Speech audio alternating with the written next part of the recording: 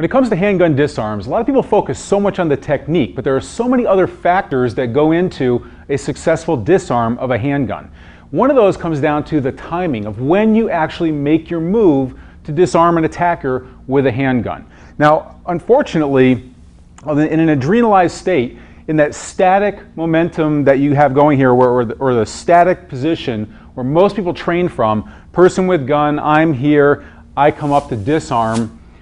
Unfortunately, when he's all hyped up, he's all adrenalized, he's got the blood flowing, when I go to do that, even the flinch response, even the accidental flinch response, just from a split second, if he sees movement, his body can go ahead and fire. If his brain is focused on trigger finger and that conduit is there, and he sees a flinch and he goes for it, he's going to fire. So you've got to, there are a couple of times when you're most successful at a disarm.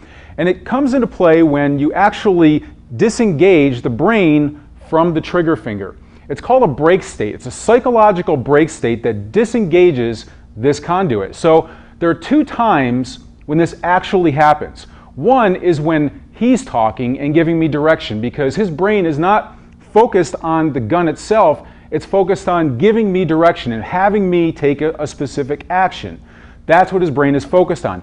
The other time where there's a break state there is when I am taking that action, or when I'm talking to him. When I'm moving, he's told me to go somewhere. When I'm moving, his brain is focused on me taking the action that he gave me. The other time is when I'm talking, his brain is processing my words, and he's less likely to fire the weapon. His brain isn't engaged there. Now, one of these two break states is actually not a very good time to launch your attack, and the other one is a good one. The one that doesn't work very well is when he's talking. It is a break state, but here's the problem. When there is an adrenalized situation here, there's an attack going on, if he's talking and giving me direction, what happens is a lot of people give direction with their hands while they're talking. All right, move over there.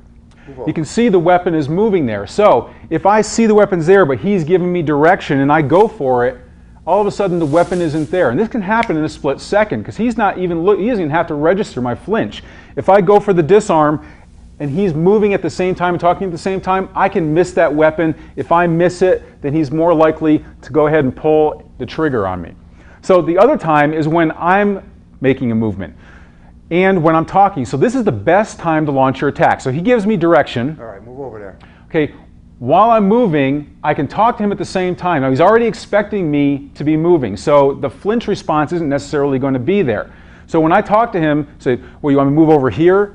My hands and my body are moving, but that gives me an opportunity to get in at the same time, because he's less likely to move the handgun while I'm talking and moving. So he tells me, gives me direction, over here. From here, I've got a much better chance of getting in for the disarm.